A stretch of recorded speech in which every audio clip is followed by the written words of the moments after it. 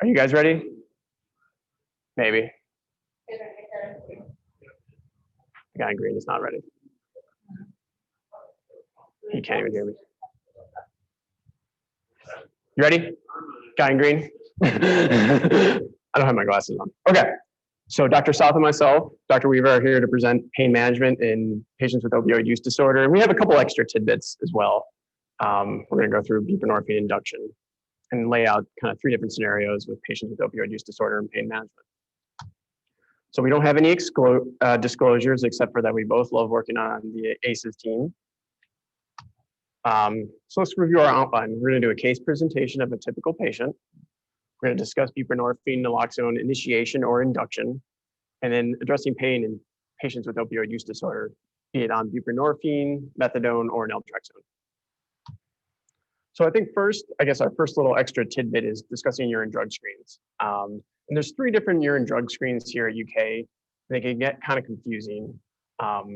So the first urine drug screen that initially we saw mainly at Good Sam, but now we're seeing it here too, is the one that the ER orders. I put it in quotes because it's drug abuse screen, urine. And so this is the common one obtained by the ER. It's an enzymed immunoassay. It reports positive tests, and then it reflexes to the LCMS, or light chromatography mass spectrometry. This one is a screening test, so it's not a confirmatory test. So again, it reports presumptive positive, and then you get the confirmatory test later. The opiates under the EIA doesn't pick up fentanyl because it's a synthetic opiate, not from opium or the poppy. So that's one thing. If you have a patient that comes in with an overdose, they have this drugs of abuse screen, they don't have any opioids in their system, and it could be just all fentanyl, and you're not necessarily picking it up. So again, this is a screening test. If you have a patient that you know has a substance use disorder and using, you would probably want to do one of the other tests. You've screened them based on your history.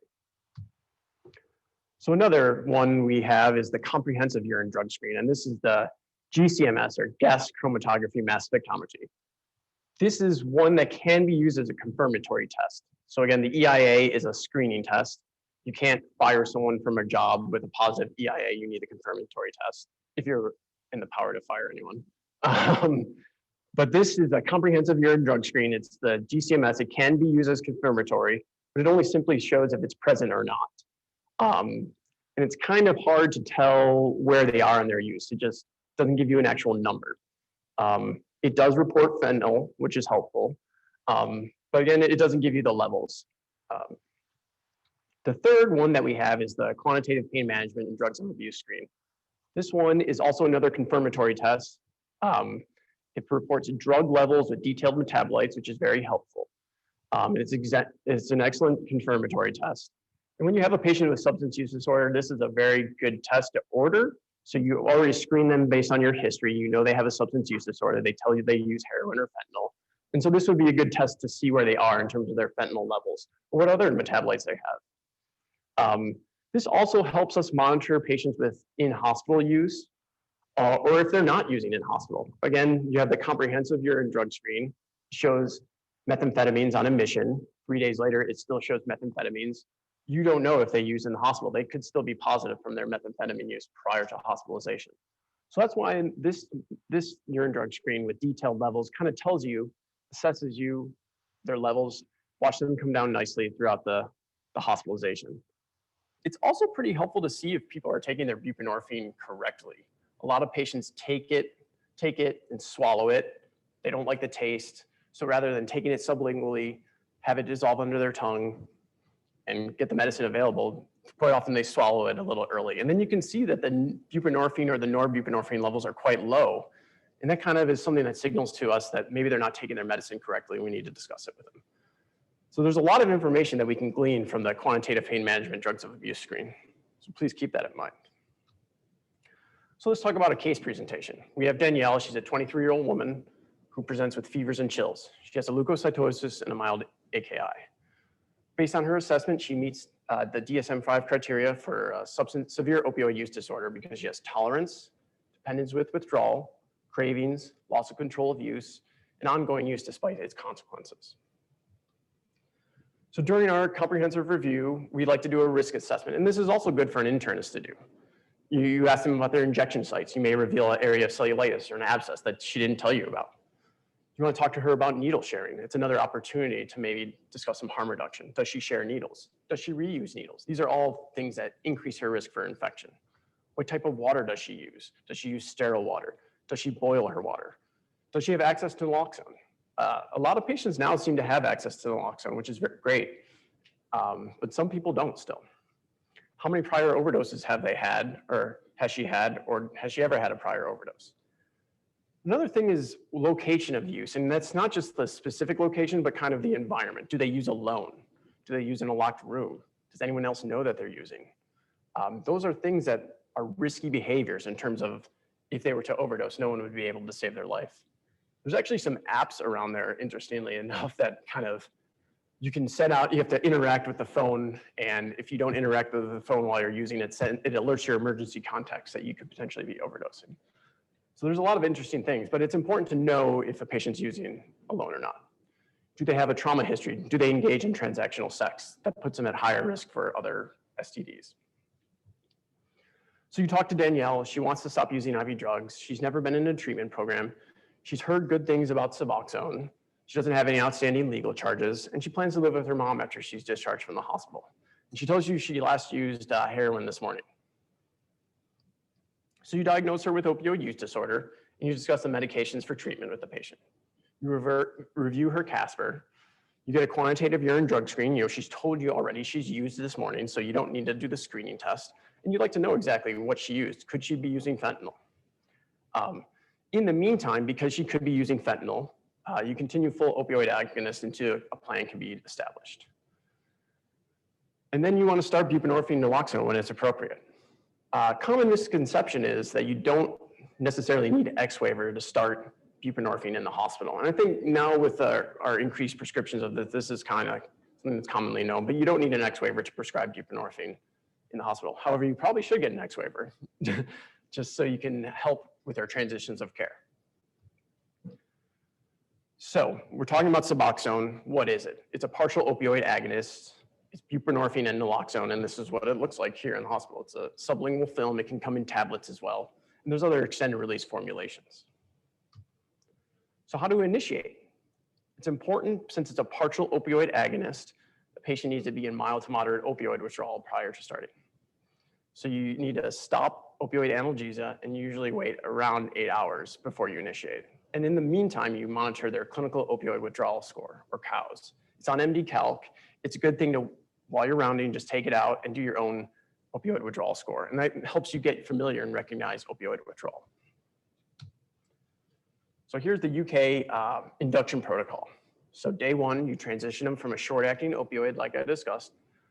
Hold the short-acting opioid, wait at least 8 hours. Sometimes if they're using a lot of fentanyl beforehand, you may need to wait longer.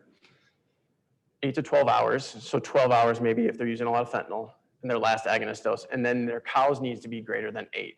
Again, with fentanyls, it might be safer to wait till a COWS of 10 or 12 even.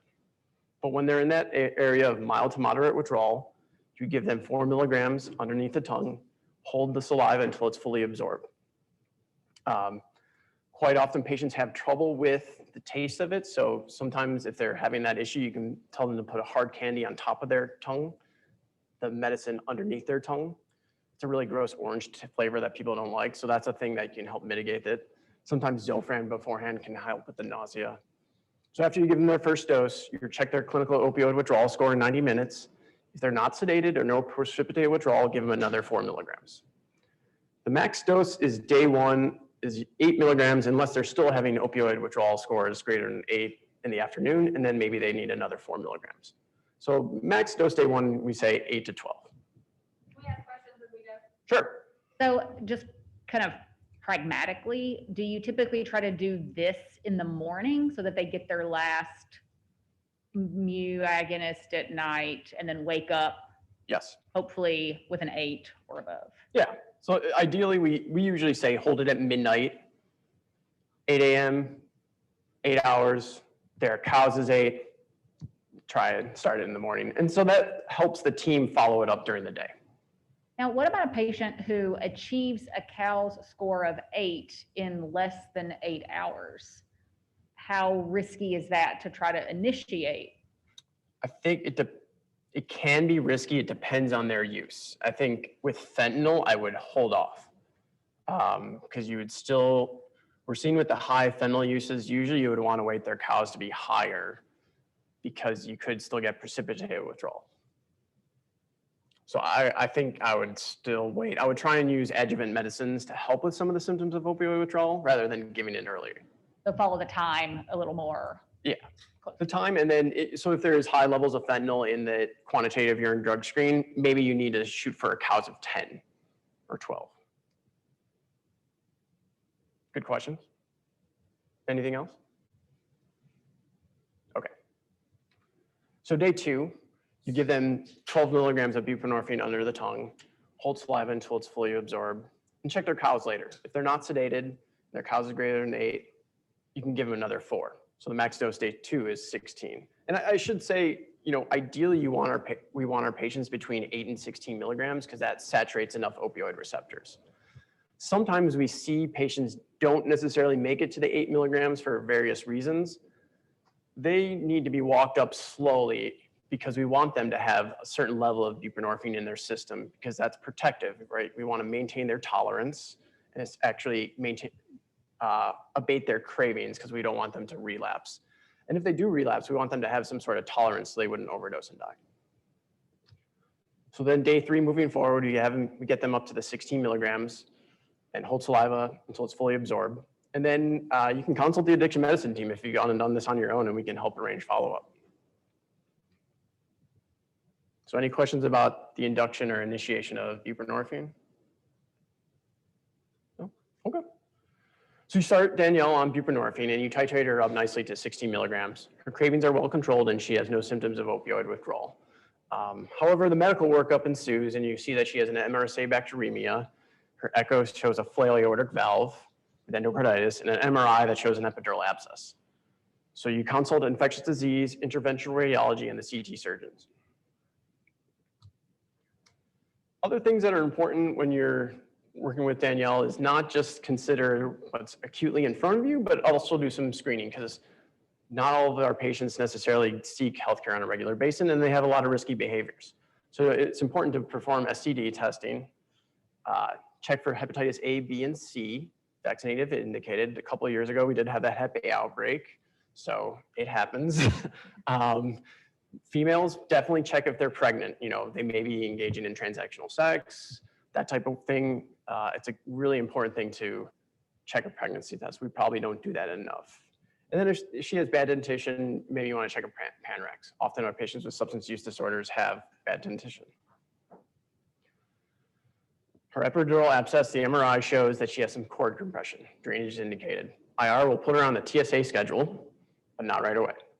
She has an aortic valve abscess and she needs a valve replacement. However, she's hemodynamically stable, so CT surgery is not going to take her right away. They want her teeth removed beforehand to prevent further infection. So a common thing that we get, and this is another thing that's really important to talk to your patients about, is what do we do about the buprenorphine in these settings of acute pain? So it's important to keep in mind that patients with opioid use disorder are opioid tolerant.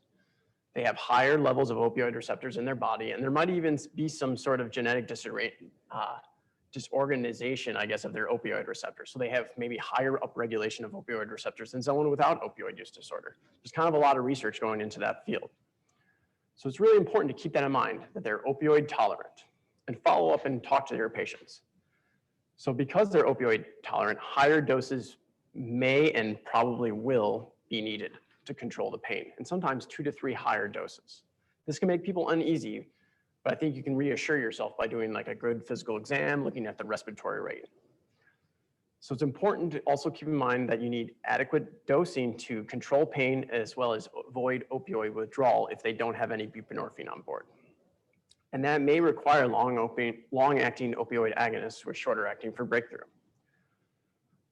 It's also important to note that loss of opioid tolerance is associated with increased risk of overdose, as well as not treating someone's pain or their opioid withdrawal is higher risk for leaving against medical advice. All right, it's not working.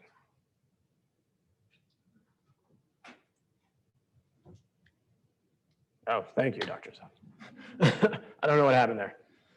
So reassure your patient that you're going to treat their pain as well as their opioid withdrawal, and you're going to follow them and manage them. If they're in a situation where they can get a local block, that's great. But it's also important to include multimodal pain control. I know the WHO has an analgesia ladder, and that includes pharmacological, like non-steroidal anti-inflammatory, acetaminophen, maybe a lidocaine patch. Maybe if they have, I know now on formulary we have topical diclofenac that can help with a lot of paraspinal muscle tenderness. And then we also have a lot of non-pharmacological treatments here at UK. Heat or ice, massage or jinsu jitsu. Can't always get massage, but I think the jinsu jitsu lady is interacting more with patients with opioid use disorder. Physical therapy can be helpful, music therapy, narrative medicine, service animals, which I don't know if they're here with the COVID thing. But think about it, when COVID's over, it'll be over someday. And then actually there's an acupuncturist that's gonna come and has some interest in working with patients with substance use disorder. So let's go through the different scenarios and different types of pain. So the scenario one is the teeth extraction. And so this is a good example of like small procedures that can be done as an outpatient. This is good to, it's important here to continue the buprenorphine or naloxone. You can split the dose to get a little bit of extra analgesia. The analgesic effect of buprenorphine is about 4 to 6 hours. We typically dose twice a day. I have prompted patients and asked them if they would like to do it, 4 times a day, 3 times a day. It's hard to get someone to do it more than 3 times a day because a lot of people abhor the taste. But you could just split it into twice a day. That might help a little bit with pain. Then add your non-opioids, Tylenol, IV ketorolac for the perioperative tooth extraction actually works really well. Music therapy. Ask the dentist maybe to numb the teeth a little bit more, that type of thing. And then remember to discuss it before surgery. They'll probably have a lot of anxiety about their pain not being well controlled. And actually just allaying them of their fears that you will address the pain. IV ketorolac does help for this type of pain. That'll really go a long way. So scenario 2, the epidural abscess, and this is kind of our moderate pain. So I think here is also a good situation where you want to maintain the buprenorphine and then add opioids on top of it. So once the patient is in steady state of buprenorphine, you don't have to worry about precipitated withdrawal. They probably will require higher doses of opioid analgesia because of the buprenorphine as well as their opioid tolerance. But it's good to maintain that baseline level of buprenorphine so you're not treating opioid withdrawal with full agonists as well as the pain. But then when you start them, you can start low, but make sure you follow them up and so readdress it. That's a common thing we see. People do add opioid analgesia on top of the buprenorphine, but then they don't follow up in the afternoon and they're still not having well-controlled pain. So usually they'll need more than 10 milligrams of oxycodone every 4 hours on top of their buprenorphine. So follow them up, talk to them, adjust it, and then add the non-pharmacological agents. I think a common thing we see is people do think of the Toradol.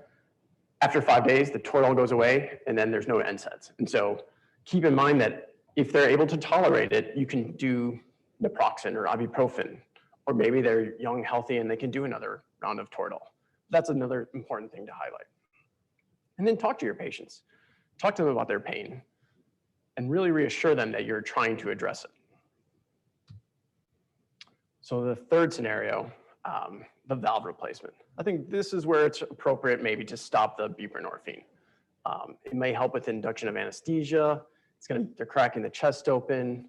But it's important if you stop the buprenorphine, start some full opioid agonist because the buprenorphine is going to start titrating out of their body. And then they'll have that opioid debt. And then you don't want them to have opioid withdrawal on top of the pain because that's going to make the pain worse. So start the opioid analgesia and then increase it afterwards. But quite often we see patients in the CT surgery ICU, they're on a PCA afterwards to control their pain. Actually, I saw a guy in the trauma ICU whose leg was mangled and he was on a PCA and doing quite well. So another thing that's important to do is set expectations of the patient. They're not going to be able to be on the PCA for 2 weeks. So coming up with a plan beforehand of when to restart the buprenorphine. So they need to be able to tolerate mild to moderate opioid withdrawal. And usually if you set it for day 3 post-op with no complications, that could be an acceptable window. But if they're having a lot of complications from their valve surgery, that's not hard and fast. If they have a bunch of chest tubes in, maybe it's not the greatest time to restart it. So this is another opportunity, and I think we're going to see this more and more in the hospital since we're prescribing these more and more, is that there's an extended release buprenorphine that is administered as a long-acting agent. This will be on the Casper. The one that we commonly use is Sublocade. It's an abdominal depot. You can see a picture here of Dr. South administering it. She loves it. It lasts about 4 to 6 weeks, and it self-tapers actually, so it's really good. We've been giving, Dr. South is a great advocate for our prison population to be started on this because it self-tapers. It's equivalent about 16 milligrams a day, but a lot of it depends on the patient. Some patients still have pretty good effect 6 weeks or later, and you can still see it in their urine drug screen. It's really liberating for a lot of patients because they don't have to take a medicine every day, as well as necessarily go to all the different appointments every week. So a lot of patients like it quite a bit. There's also the probupine implant rods. These last about 6 months. I haven't seen too many of these. It's equivalent to about 8 milligrams of buprenorphine. It's important to keep in mind that these patients also have the opioid tolerant dosing. So it's similar to if they have buprenorphine sublingually and you split the dose, you're going to need to add opioid tolerant dosing for analgesic effect of these patients. So now we're going to talk about the green liquid.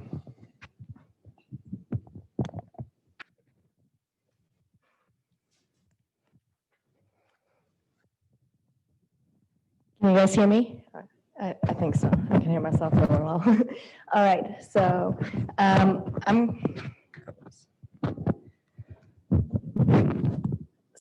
let's talk about the full agonist that is also available for MOUD methadone. Okay, this is the liquid form. That's the form that we prefer for our patients to get here in the hospital, and that's also the form that they get at the methadone clinic.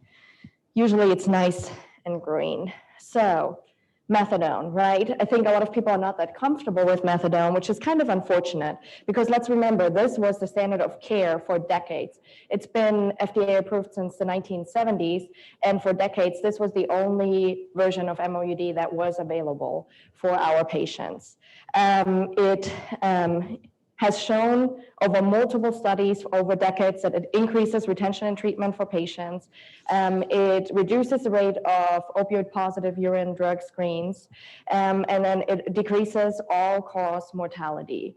So from overdoses, from infections related to injection use, and also from things related to criminal acts. The downsides of methadone, unfortunately, it's one of the very QTC prolonging medications that is very unpredictable in how much it is going to prolong the QTC. So everybody that is on methadone, you will hear me say this multiple times, needs to have EKGs regularly. It is very, very hard for our patients to arrange outpatient follow-up in Kentucky. Number one, the patient has to go every single day, usually early in the morning. A lot of them get dosed at 5 or 6 a.m. in the morning. They have to have reliable transportation to get there every morning. A lot of times the buses don't run that early. They have to have a valid form of ID, which I discovered when I started working on the ACES service. A lot of our patients don't have an ID, which to me just blew my mind of how different some of the experiences that they have compared to what I experience every day. They have to have health insurance, otherwise it's very, very expensive. And then geographic limitations. Unfortunately, Eastern Kentucky, there's no methadone clinics. Awful. Once again, I said daily dosing already, and then long wait lists. We called earlier in September for a patient to go to a methadone clinic that was half an hour from his house. They were scheduling people out for the middle of December, 3 months, for somebody who is using who is using on the street and could be dying from an overdose on a daily basis, has to wait 3 months to get in for a life-saving medication. If you think about initiating methadone, please call us, right? Before you start that, let's make sure that this is actually an option that's available for the patient, just simply because of the complications with follow-up. Get an EKG. It makes us very upset if we get called to initiate MOUD, and there's no EKG because then we don't know what options are available to the patient.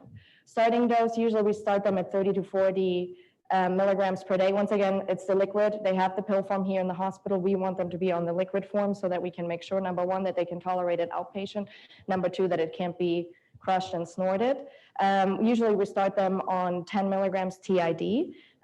Just because, so we get a little bit more of an analgesic effect. A lot of times the patients that come here have an infection that's related to their injection use.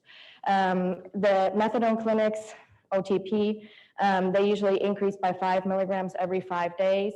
Because it takes about 5 days to reach steady state. Here in the hospital, we usually do about every 72 hours with a repeat EKG, obviously, as long as the QTC is not significantly prolonging or as the patient is not sedated. Like I said, it has a very, very long half-life, and it's variable between patients, and it's variable between doses even. So the half-life can be anywhere between 8 or 59 hours. So it hangs around a long time. It's very difficult to transition people, for example, from methadone to buprenorphine because of the long half-life. Interesting, we get a lot of times calls on ACEs saying, this patient says they go to the methadone clinic, but their Casper is blank. Yes, it does not show up on the Casper because they show up for daily dosing. They're not getting it prescribed. So if somebody is prescribed methadone for pain control, let's say in a cancer setting, for example, we see that a lot because it goes through the PEG tube, that will show up on the Casper, but not if they go to the methadone clinic. You can call the methadone clinic to verify their dose. Remember, they get dosed early in the morning. They start at 5 a.m. Usually they close by noon, right? So call them first thing in the morning, or have your pharmacist call first thing in the morning if you cannot do it for whatever reason. You want to get a urine drug screen on these patients. Once again, we like the quantitative. We want the levels. Basically just to verify that the methadone is present. If you have any doubt if the patient is on methadone, like I say, the urine drug screen hasn't come back, they're in withdrawal, it's a weekend, you can't get a hold of the methadone clinic, or the patient has any respiratory compromise and you worry about giving them a high dose, let's say 100 of methadone, start them at a lower dose until you can verify what dose they're actually on. It's always okay to just start 10 TID, as long as their QTC is okay, right? Because you do not want them to be withdrawing from methadone. And then another important point, a lot of times we see our patients in the ICU that are on methadone and they are intubated and they are on multiple drips and they cannot be sedated because the methadone was stopped. So we usually recommend to continue the methadone while the patient is intubated. Like I said, if it's safe from a QTC and a respiratory standpoint, continue the same dose. Split it, same dose, right, but split dosing like every 8 hours for the analgesic effect. And if a patient comes in on methadone and is in acute pain, let's say secondary to a car accident or something, do not rapidly increase the methadone to treat their pain, because once again, it has a unpredictable half-life and you do not know what's going to happen if you rapidly increase it. So instead use short-acting opioid agonists on top, like oxycodone. And remember, these are opioid-tolerant patients, as Dr. Weaver said. Monitor them closely for sedation. Once again, you need an EKG, 3 exclamation marks. We want to see an EKG. Discharging barriers for methadone. So legally, none of us can write a script for methadone to go home with, right? This is something that can only be written in the methadone clinic if we're treating opioid use disorder. The rules for pain are different. But if this is a patient with opioid use disorder, they have to go to the methadone clinic to be dosed. We do not write scripts. And you'd be surprised how many people ask us to write scripts, actually. So usually we like to know a long time in advance when a patient is going to be discharged so that we can arrange follow-up. As I said before, some of these clinics schedule weeks out. So calling us and saying, hey, we're discharging this patient tomorrow kind of leaves the patient hanging because then they don't have follow-up. A lot of methadone clinics have limited intake days for new patients. A lot of them only dose new patients on Tuesdays and Fridays. So ideally, we would like the patient to be discharged on a Monday or a Thursday. And if they have a existing methadone clinic that they want to go back to, obviously they weren't there for the time that they were in the hospital with you, please provide them proof of hospitalization so that they do not get kicked out of their clinic. So maybe you can have your case manager just call the methadone clinic and then just hand the patient a discharge summary or something that states when they were admitted, when they were discharged, so they can explain why they didn't show up for their daily dosing. All right, that brings us to our next method of MOUD, the blocker. naltrexone. This is a full mu antagonist, so it completely blocks the mu receptor. It is available as a PO version, which is a good treatment for alcohol use disorder. And it's also available as an injection, the Vivitrol. This is a little bit tricky to get our patients started on naltrexone because prior to them being initiated, they usually need to be opioid-free for 7 to 10 days. These are patients that have an opioid use disorder, and a lot of times in the hospital are here for something that causes pain. So being opioid-free for 7 to 10 days, it's very difficult. Depending on the insurance, you have to verify it with daily urine drug screens so that they will pay for the Vivitrol injection. It is an FDA-approved method for treating opioid use disorder. However, it has weaker data behind it compared to buprenorphine or methadone. So we use it on the ACEs service, but we always try to talk to our patients about the other methods of MOUD first, because a lot of times if people say, oh, I just want to be completely free from any substance, I don't want to be dependent on any substance, it is more that they are talking about the stigma that they're experiencing either in their recovery community or in the medical community or in their, in general in society. And it's not really because they are able to do well on naltrexone. So if you have a patient that comes in on, I guess I should go back, sorry, just a quick word. So the PO half-life is about 6 to 8 hours. So it's not ideal in somebody that is using opioids because it's there for 8 hours and then if it's gone and there's no protection from an overdose. The other thing with Vivitrol is it lasts about 28 days. However, at that point, the patient then has lost their tolerance. So when they stop the Vivitrol, if they don't show up immediately for their next dose, they're at very, very high risk of death from an overdose at that point. So that's why there's weaker data behind it. Usually, if a patient comes in, like I said, PO, most of your patients that have an opioid use disorder are not going to be on PO naltrexone. But if you encounter somebody, ideally, you would want to stop it at 48 to 72 hours prior to planned procedure. And just remember, these are patients with opioid use disorder, so they might, even though they've been on PO naltrexone, still require opiates at an opioid tolerant dose. Just monitor them closely for sedation because obviously they don't have as high of a tolerance as our patients that are on buprenorphine or methadone. The Vivitrol, like I said, it's administered every 4 weeks. So if you have any surgical intervention, it is ideal to plan it so that you kind of fall out of that 4-week period. And it is very, very difficult if they've just received the Vivitrol shot to overcome the mu receptor blockage, right? So if someone has just gotten a Vivitrol shot and then gets into a car accident and needs to be intubated for airway protection, that is very difficult. So therefore, that would actually be something that would be kind of out of our comfort zone a little bit if somebody came in with that. And that's when you want to, we highly recommend that acute pain at that point needs to be involved, because this is probably somebody that needs to be like on a ketamine drip, which is also not something you probably want to do on the floor, even though I think we looked it up and you can, but yes, this is something where you need help.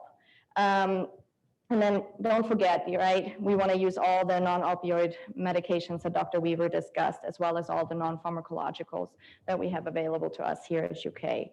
If you are thinking your patient is interested in Vivitrol, just call us. Let's make sure that this, goes over smoothly and that we have all the appropriate paperwork for insurance purposes in place. All right, let's talk about some myths and facts and some things that I was taught in medical school. I was actually taught that if I have a patient that has an opioid use disorder, I give them opioids, it just makes their opioid use disorder worse. I had a physician tell me that when I was a medical student. That is wrong. That's very, very, very, very wrong.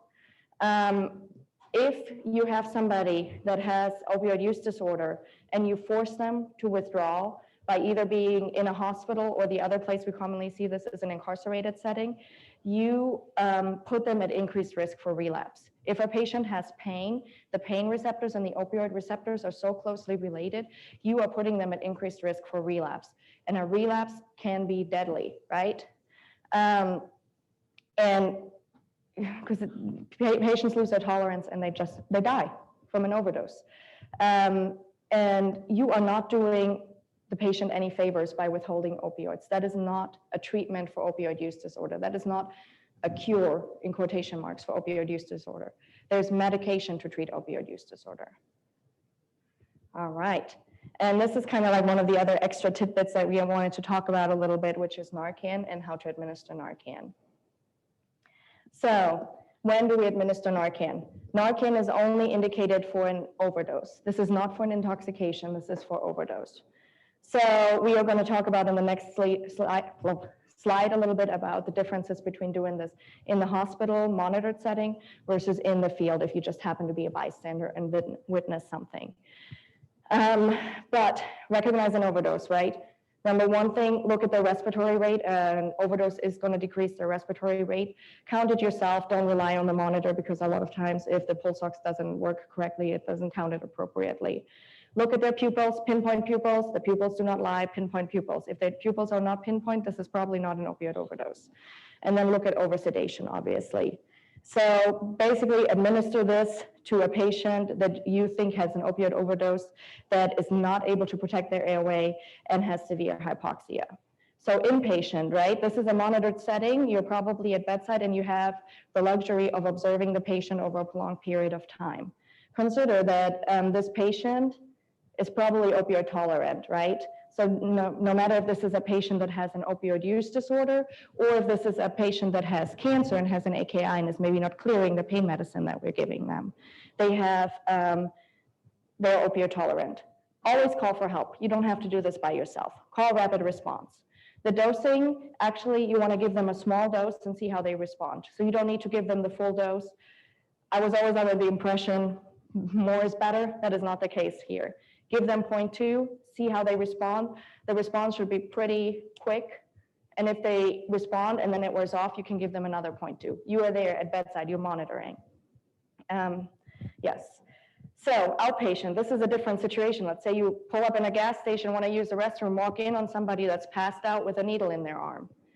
You are not monitoring this person in a controlled setting, right?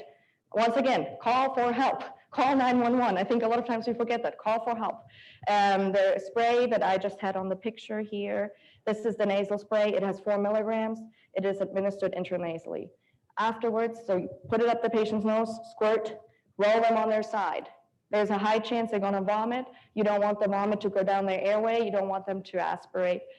And then the little kit comes with 2 applicators. You can give both of them if there's no response.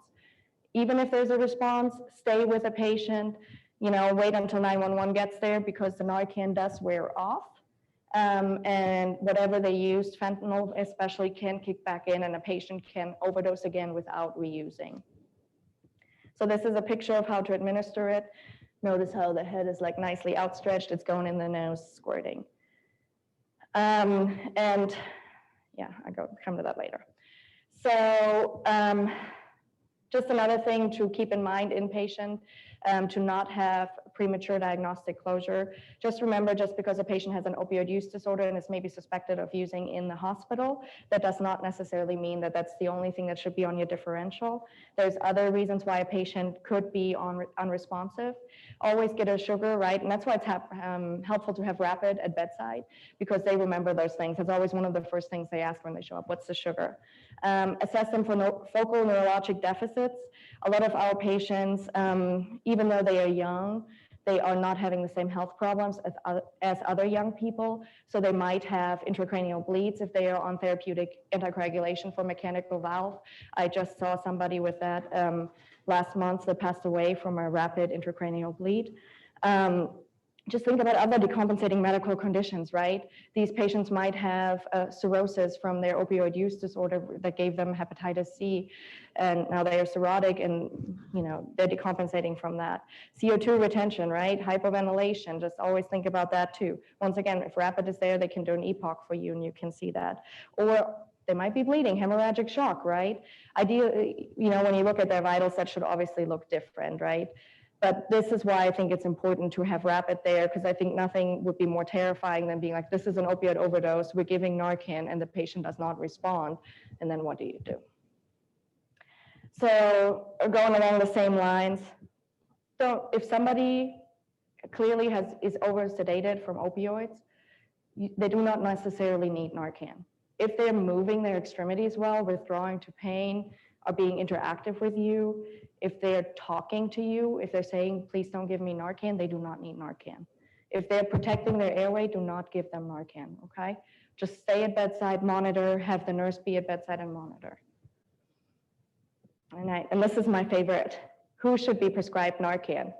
The answer is almost everybody, right? This is a bystander medication. This is not necessarily, if you're the patient that requires Narcan, you are not able to administer it to yourself. This is administered by bystanders.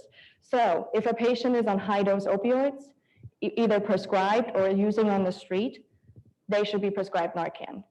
If they have any opioid use disorder or another substance use disorder, they should be prescribed Narcan. Meth, cocaine, all of that, these days is mixed with fentanyl. The college kid that's snorting a line of cocaine at a party, they should have Narcan because it could have fentanyl in it. If they have a family member that has an opioid use disorder, they should have Narcan. It's a bystander medication. If they have a family member that has cancer and is prescribed high doses of opioids, they should have Narcan. They could have an accidental overdose at home. I have Narcan in my car. I wrote Narcan for my husband. He has it in his car. I wrote it for all of my friends, everybody that wants a script for Narcan. And then I do Narcan teaching with them on how to administer it. All right, so this was a lot of information we just gave you guys. Here's our summary. If a patient is on sublingual buprenorphine, either started in the hospital or if it's a home med, it's okay to continue it while they're in the hospital. Please continue it, don't send them into withdrawal, right? You can continue it as a single dose, or if you need increased analgesic effect, split the dose. If a patient has a lot of pain that you're not able to control, just by splitting the dose, add full agonists on top of it. They have steady state of the buprenorphine. The receptors are well saturated. You're not going to send them into precipitated withdrawal. If you have large procedures anticipated, hold the buprenorphine so that you can control their pain and restart it post-procedure. Just remember when you're holding the buprenorphine to start them on full agonists so they don't go into withdrawal. If they're on sub-Q buprenorphine, so those are the rods or the Sublocade, if it is the rod, you can remove it if it's been less than 14 days since insertion. For that, please call Laura Finucchi. She's the only one of us that's certified to do that, and she has a few patients, outpatient, that are on the rod. Actually, Devinola might be certified too. But yeah, but we are not. And then add opioid tolerant dosing on top of it on everybody that has received the sub-Q injection in the last 6 months, because the Sublocade has a tail afterwards. So it's not like it's 30 days and it's gone. It has a pretty good tail, and they will need opioid tolerant dosing. Methadone, if they're on home methadone, consider splitting the dose every 8 hours for better pain control. Do not increase it to treat an acute pain crisis. Add other full agonists like oxycodone instead. If you have any concerns, want to start a patient on methadone, call us, just get an EKG. Naltrexone, if they're on PO, which you probably will not encounter for opioid use disorder, stop at 48 to 72 hours prior to anticipated procedure. If they got I guess it shouldn't be sub-Q, that should be intramuscularly. Consider ketamine infusion, call a friend for that. The bottom line about all of this, these are patients that feel that the healthcare system has not treated them well in the past. Talk to them, right? Pain management is a very sensitive subject with them. Involve them in any discussion about pain management. If they have any concerns, validate them, listen to them. It goes a long way.